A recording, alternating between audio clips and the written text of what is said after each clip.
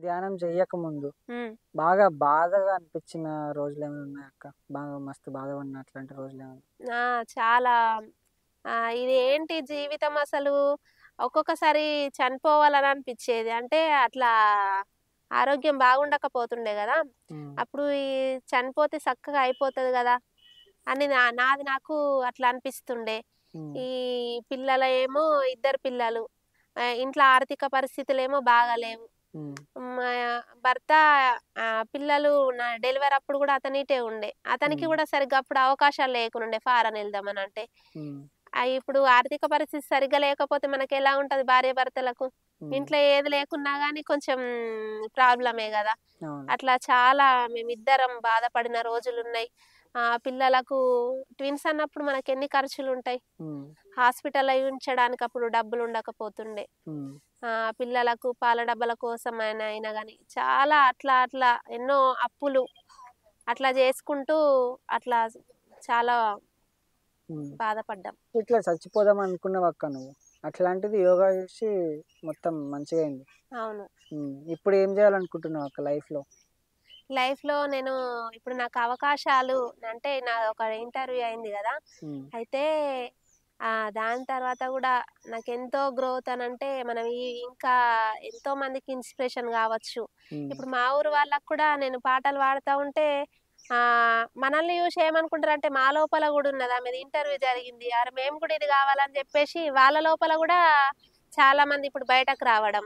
హ్మ్. అట్లా జరిగిపోతది గదా! హ్మ్. మళ్ళీ నాకు యాంకరింగ్ గావాలనుండే. హ్మ్. అలాంటి యాంకర్ కావాలనుకున్నావు. యాంకర్ గూడా గావాలని అనుకున్నా. హ్మ్. పాటలు పాడాలా, యాంకర్ జెయ్యాలా, టీచర్ గావాలా, మల్టీ టాలెంట్ అంటే నా లోపల ఎన్నో ఉన్నాయి. హ్మ్. అవన్నీ ఇప్పుడు నేను ధ్యానం ద్వారా బయటకు తీసుకొచ్చిన మా ధ్యానంది ఛానెల్స్ ఉంటాయి గదా! హ్మ్. రోజు ఆ ఛానెల్స్‌లో యాంకరింగ్ జేయడం. ఇప్పుడు బర్త్‌డే విషెస్ చెప్తే మనము యువర్స్ లవింగ్లీలో ఎట్లా జెప్తామో, హ్మ్. అట్లా మేము బర్త్‌డే విషెస్ కోసమని గూడా మా ఛానెల్ ద్వారా నేను పంపిస్తాను.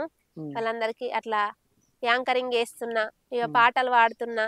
హ్మ్. ఇంకా చాలా మందికి నేను ఇప్పుడు ఇన్‌స్పిరేషన్‌గా నేను నిలిచిపోయినా. హ్మ్. అదంతా గూడా మీరు బయటకు తీస్తున్నారు. అప్పుడప్పుడొచ్చి నా లోపల ఉన్న కళను బయటకు తీయడం వల్ల ఈ ప్రపంచానికి తెలిస్తే నాలాంటి వాళ్ళు ఎంతో మందుంటారు గదా! హ్మ్. వాళ్ళందరిని గూడా ఇంకా మీ ఛానల్ పెద్దగా ముందుకెళ్ళుతూ హ్మ్. మరి ఇంకో ఎంతో మందిని బయటకు తీసుకురావాలా. వాళ్ళ లోపల ఉన్న కళలను గూడా మీరు బయటకు తీయాలని నేను ఇప్పుడు కోరుకుంటున్నా. తప్పకుండా అక్క. మేమున్నదే అందుకు. కళ ఎక్కడుంటే అక్కడుంటాం మేము. అందరిని బయటకు తీసుకొస్తాం. అంటే పొలం పనులు చేస్తారు. మీరు పొలం గూడా పండిస్తారని గూడా ఇన్నాం. హ్మ్. పొలం పనిలోకి ఎందుకు వెళ్ళాలనిపించిందక్క?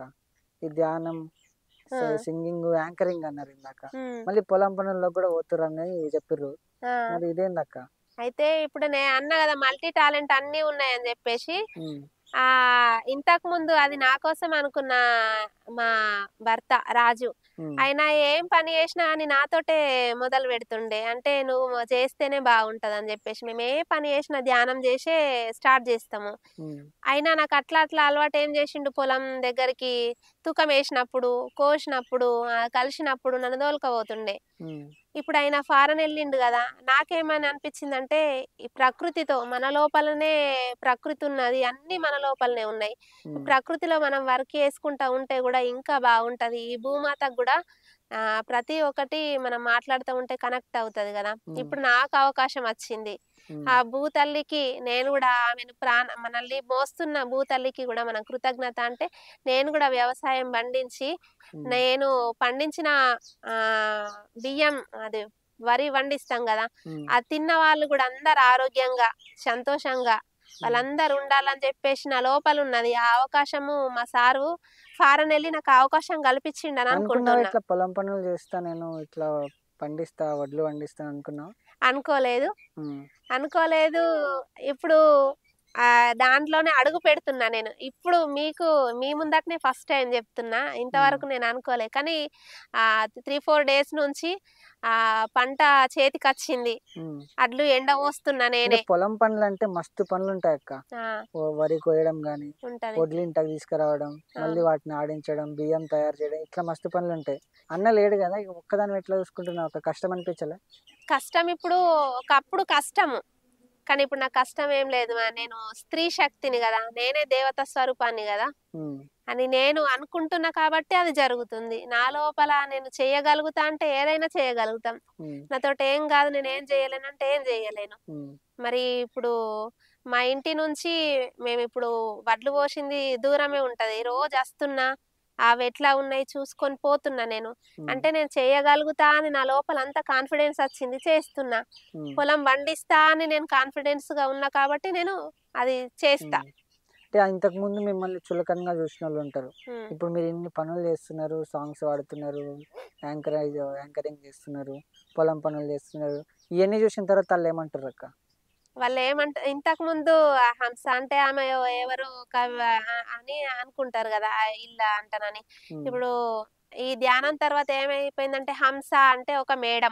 హ్మ్. ఆమె మంచి మాటలు చెప్తది. ఆమె దగ్గరకు పోతే మా బాధలన్నీ తీరిపోతాయి హ్మ్. అని జెప్పేసి అనుకుంటున్నారు. ఇప్పుడు మీ ఇంటర్వ్యూకు రాకున్న ముందు గూడా ప్రతిరోజు ఎవరికి ఏదొచ్చినా గానీ, "అమ్మ ఎట్లా చేయాలంటే" నేను సలహాలు, సూచనలు ఏందంటే, మీ బాధ నేను తీరుస్తాను గాదు. హ్మ్. కాకపోతే ఏదైనా మనం జరుగుతది. మనం మంచి ఆలోచనతోటి ఉండాలా. ఇట్లా నేను మోటివేషన్ చేసేసరికి ఆళ్ళు టెన్షన్ తోటున్న వాళ్ళందరూ ఏమైపోతారంటే కూల్ అయిపోతారు. హ్మ్.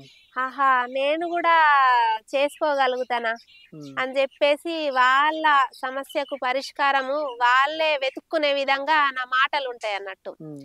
నా మాటల ద్వారానే అలా లైఫ్ ముందుకెళ్ళింది కాబట్టి నన్ను హంస మేడం, హంసమ్మ, హంస మేడం, హంస మేడం ఇట్లా నేను